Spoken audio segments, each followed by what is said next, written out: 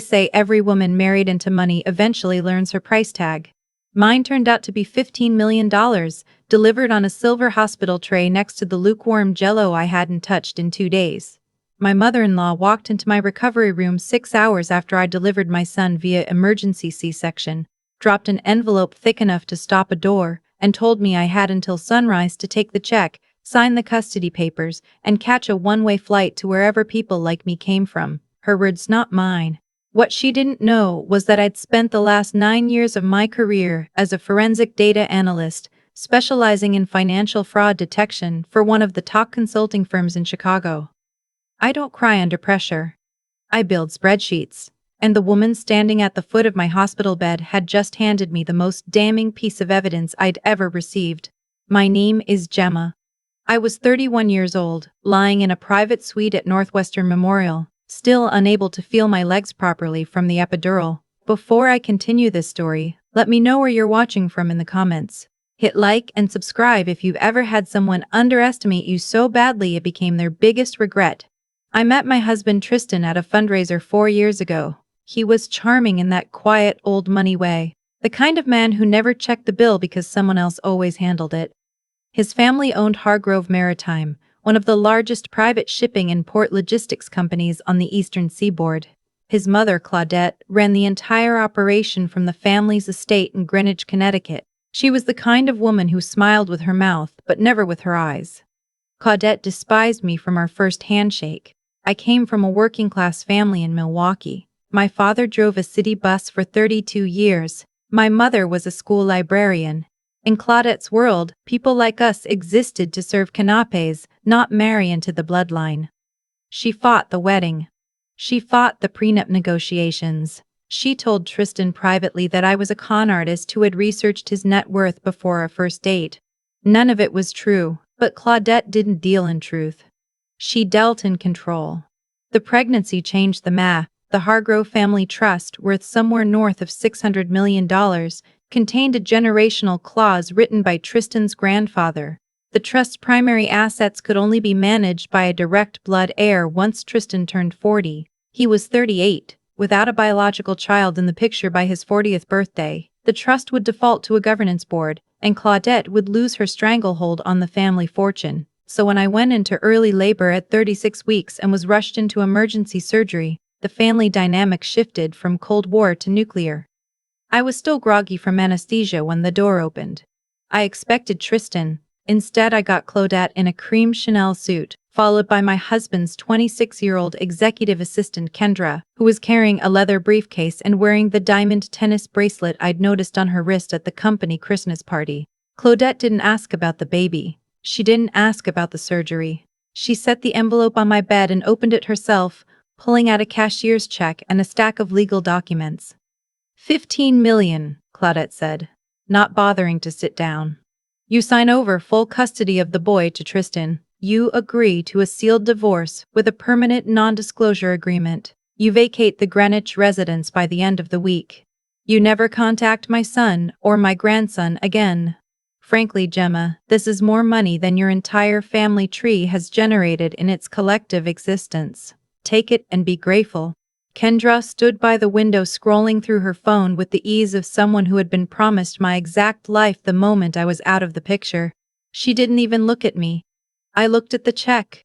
$15 million. The number sat there, flat and enormous. Then I looked at the routing information printed in small type at the bottom. It was the professional habit that saved my life. I didn't look at the zeros. I looked at the source account. And something didn't add up. The check was drawn from a subsidiary I recognized from Tristan's corporate filings, a logistics pass-through entity called Portside Ventures. But Portside Ventures had been flagged in an internal audit memo I'd accidentally seen on Tristan's home office printer 3 months ago. The memo described significant unexplained capital flows moving through Portside into overseas shell accounts. At the time, I'd assumed it was aggressive but legal tax structuring. Looking at that check in my hospital bed, I started doing very different math. You want me to take money from Portside Ventures, I said quietly, pretending to read the custody documents. Claudette's left eye twitched. It was tiny, barely a movement, but I'm trained to spot micro-reactions in deposition footage. That twitch told me everything. It's a corporate holding account, she said dismissively. Don't pretend you understand our financial structure. I understand routing numbers, Claudette. It's literally what I do for a living. The room went quiet. Kendra finally looked up from her phone. I didn't push further. Not yet. I picked up the pen Claudette had placed on my blanket. I could feel the burning in my abdomen, the dull throb of the incision. But my mind was running calculations faster than it had in years. Claudette was trying to rush this. She wanted signatures tonight. That urgency meant something was about to expire, collapse, or get discovered. I'll sign, I said calmly, but not with a paper check. I want a wire transfer into my personal account, verified and cleared before I put pen to paper. Claudette argued for about 90 seconds before she realized I wasn't going to budge. She called her wealth manager from the hallway. 20 minutes later, my phone buzzed with a notification. $15 million, wired from Portside Ventures, now sitting clean in my personal checking account. I signed the documents. Claudette snatched the papers, smiled like a woman who had just closed the deal of her life, and walked out with Kendra trailing behind her. The door shut. I waited 3 seconds. Then I picked up my phone and called Dominic. Dominic was married to Tristan's older sister, Ramona, the only decent human being in the Hargrove bloodline. Dominic was also a former federal prosecutor who had left the Justice Department to start his own white-collar defense practice. He hated Claudette with a focus that bordered on professional. For the last 5 months, ever since I found that audit memo, Dominic and I had been quietly building a case. The wire just cleared, I told him. $15 million from Portside Ventures, routed through the same corridor as the offshore transfers. Dominic let out a low whistle. She used the dirty pipeline to pay you off. Gemma, she just connected herself directly to the money trail we've been trying to document. This is the transaction that links everything. How fast can you move? 20 minutes, I said, already pulling the IV line from my arm. What happened next was the longest night of my life. Dominic had a private car waiting at the hospital's service entrance. A neonatal nurse I trusted helped me carry my son down the staff elevator in a portable bassinet. The night was freezing. December in Chicago cuts through you like a blade. I held my baby against my chest inside my coat and walked 40 feet to the SUV. Every step pulled at my stitches. I didn't care. Dominic drove us to a rented townhouse in Evanston that Ramona had set up under her maiden name. There was a crib, formula, diapers, a laptop, and a secure internet connection. Everything I needed. While my son slept, I worked. I opened my forensic analysis software and traced the $15 million backward through Portside's transaction history. The data was devastating. Over the past 3 years, Claudette had been systematically siphoning funds from the company's employee pension accounts, cycling them through Portside Ventures, washing them through a network of shell companies in Cyprus and the British Virgin Islands, and funneling them back into her personal investment portfolio. The total amount was staggering. Nearly $90 million stolen from the retirement accounts of dock workers, truck drivers, warehouse staff, and administrative employees. People like my father, people who worked their entire lives trusting that their pensions would be there when they needed them. And the $15 million she'd just given me came straight from that stolen pool. By 4 in the morning, I had assembled a complete transaction map. I emailed the encrypted file to Dominic. Then I closed my laptop, fed my son, and fell asleep on the couch with him warm against my shoulder. At 6 the next morning, Claudette arrived at the hospital. She brought Tristan, who looked exhausted and uncomfortable, and Kendra, who was already wearing a different pair of diamond earrings. They marched to my suite, opened the door, and found a freshly made bed and an empty crib. I know this because the hospital's security footage was later entered as evidence. Claudette screamed so loudly that a patient 2 doors down filed a formal noise complaint. She grabbed Tristan by the arm and shook him. She demanded the hospital administrator call the police. She called me a kidnapper, a thief, and a list of other words that the court transcript later redacted. Tristan just stood there looking confused, which was essentially his permanent state of being. But before Claudette could actually call the police, her phone rang. It was her corporate counsel. There had been a development. The development was this: at exactly 7 that morning, Dominic had hand-delivered a certified legal package to Claudette's lead corporate attorney. Inside was a 30-page forensic audit summary, documenting every fraudulent pension transfer, every offshore shell company, every wire that could be traced back to Claudette's personal accounts. Attached was a formal notice that the documents had also been submitted to the Securities and Exchange Commission and the Department of Labor's Employee Benefits Security Administration.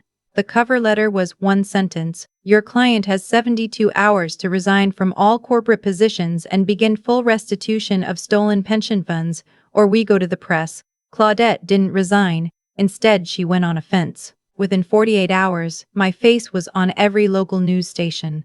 Claudette's PR team painted me as an unstable new mother who had suffered a psychotic break and fled the hospital with her newborn. Two psychiatrists who had never examined me appeared on daytime television analyzing my supposed postpartum delusion. Tristan did a tearful interview on a morning show, begging for the safe return of his son, while Kendra sat next to him rubbing his back and looking appropriately devastated. I watched all of this from the townhouse in Evanston. It was surreal, seeing your own face on television with the words "missing mother" scrolling across the bottom of the screen. But I had expected it. Claudette's playbook was predictable. When you can't win with facts, you destroy the other person's credibility. Dominic told me to wait. "Not yet," he said, "let her overextend. She's spending money and political capital, defending a position that's about to collapse underneath her. Every public statement she makes right now is a statement she'll have to walk back later."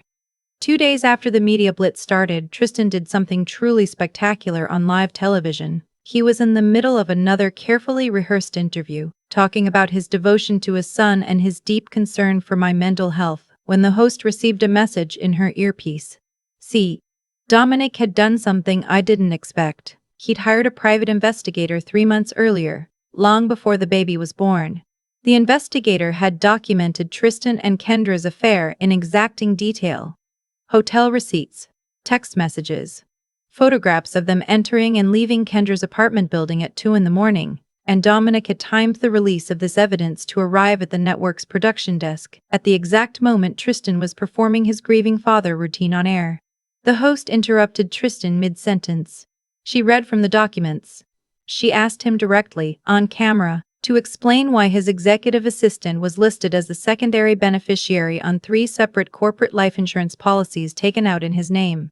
Policies that his wife knew nothing about. Tristan's mouth opened and closed like a fish.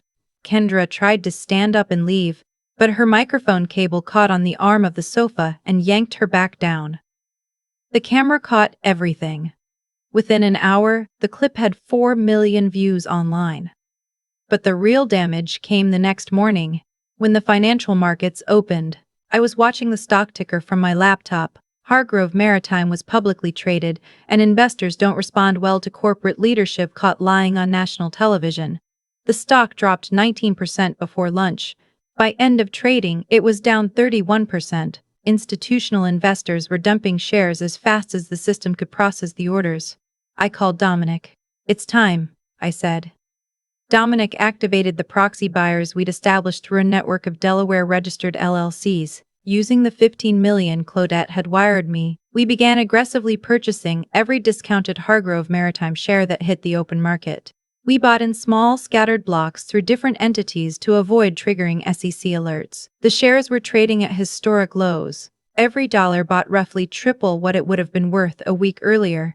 By the time the market closed 2 days later, I controlled 34% of the outstanding public shares. The Hargrove Family Trust held 20%, which would transfer to my son's proxy under the grandfather clause once the custody situation was resolved. Claudette personally held 26%.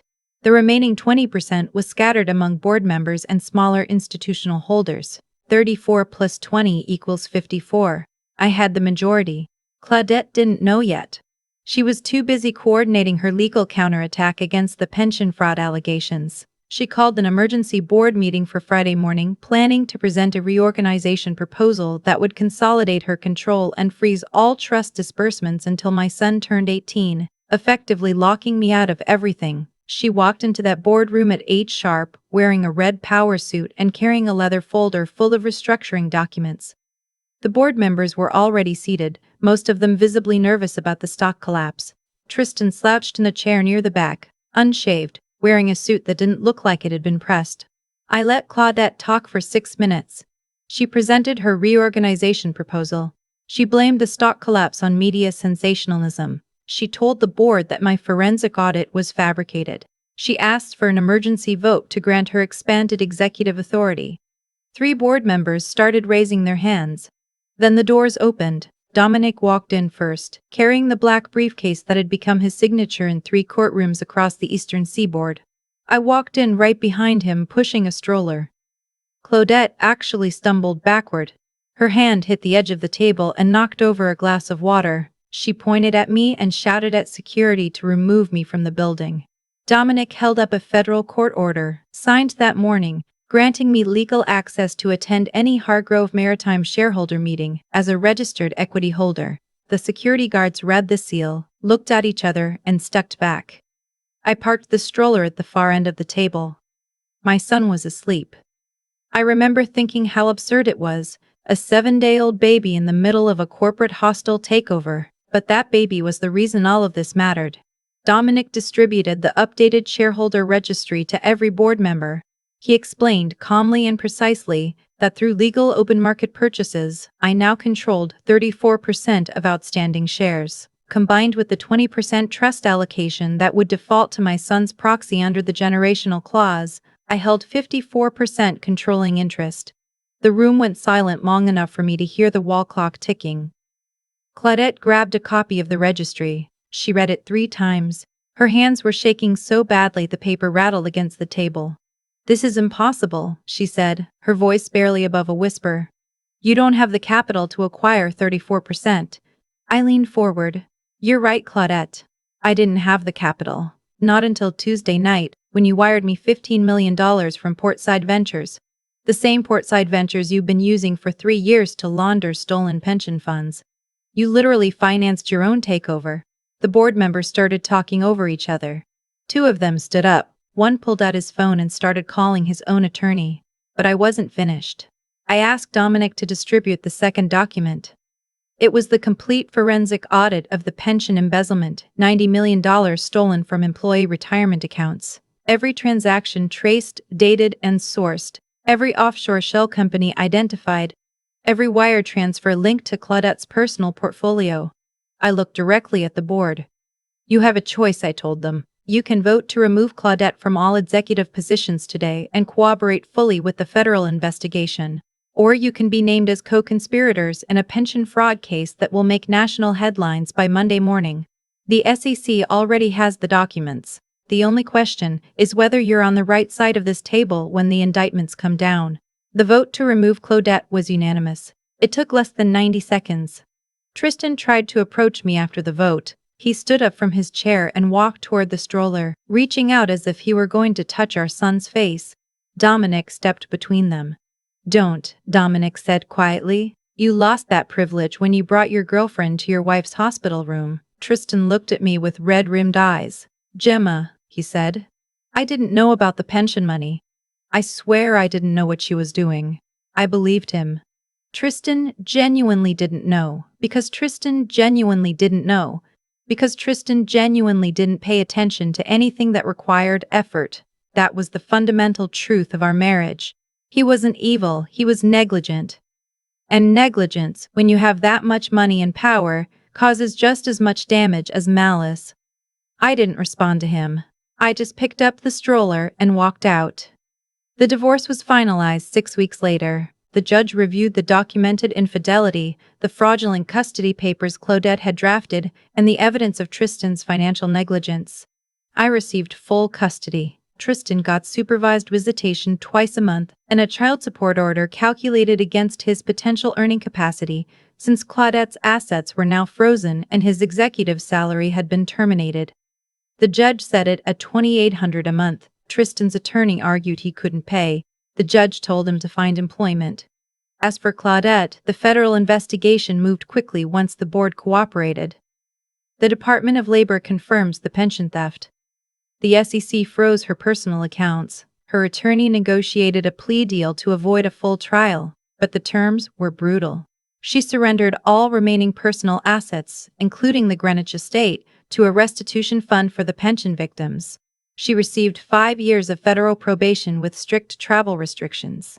the socialite who once controlled guest lists for charity galas worth $10 million, was relocated to a rental apartment in Bridgeport. Kendra lasted about 72 hours after the boardroom meeting. When Tristan's corporate cards were canceled, she vanished. Last I heard from Ramona, Kendra had moved back to her parents' house in suburban Ohio and was working at a real estate office.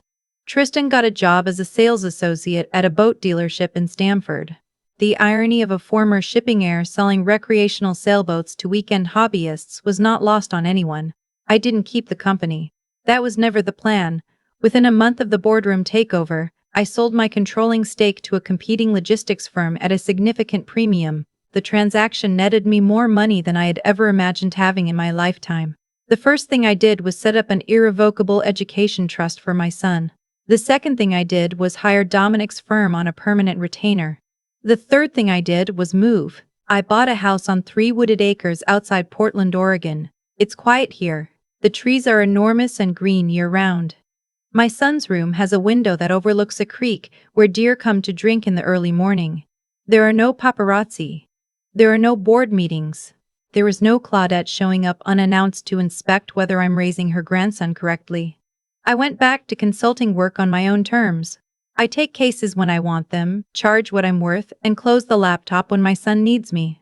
Ramona and Dominic visit for holidays. We cook too much food, drink good wine, and laugh in a way that none of us were ever allowed to laugh inside the Hargrove family orbit. Last Thanksgiving, Ramona told me that Claudette had tried to call her. She let it ring through to voicemail. The message was 30 seconds of heavy breathing, and then a quiet, cracked voice saying she just wanted to hear how the baby was growing. Ramona deleted it. I don't feel guilty about that. I spent 4 years trying to earn a place in a family that had already decided I didn't deserve one. I smiled through the insults. I dressed the way Claudette wanted. I attended the events she demanded. I performed the role of the grateful, obedient daughter-in-law. And none of it was ever enough. Because the goalposts were never meant to stay still. That's how control works. They make the rules impossible so you spend all your energy chasing approval instead of noticing what they're really doing behind the curtain. The $15 million Claudette threw at me in that hospital room was supposed to make me disappear. She assumed that a girl from Milwaukee with a bus driver for a father would see those zeros and lose all sense of self-worth. She thought money was the only language I understood. She was half right. I understood money better than she ever did. I understood where it came from, where it went, and what it revealed about the people who moved it. Claudette spent her life believing that wealth made her untouchable. She never considered that the same financial systems she exploited could be mapped, traced, and turned into the exact weapon that brought her empire to the ground. If you're watching this and you're trapped in a situation where someone is using money, status, or family obligation to control you, I need you to hear me clearly. Their power is not real.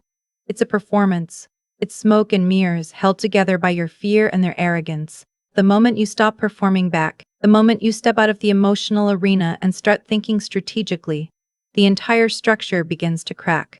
You don't have to be a forensic analyst. You just have to be willing to stop playing by rules that were rigged against you from the start. If this story resonated with you, hit the like button and subscribe to Restoration Stories for more. Share this video with someone who needs to hear it today. And drop a comment telling me about a time you outsmarted someone who underestimated you. Your story might give someone else the courage to finally walk away. I look at my son sleeping in his crib tonight, safe in a house surrounded by trees instead of trust fund lawyers, and I feel a quiet, enormous peace.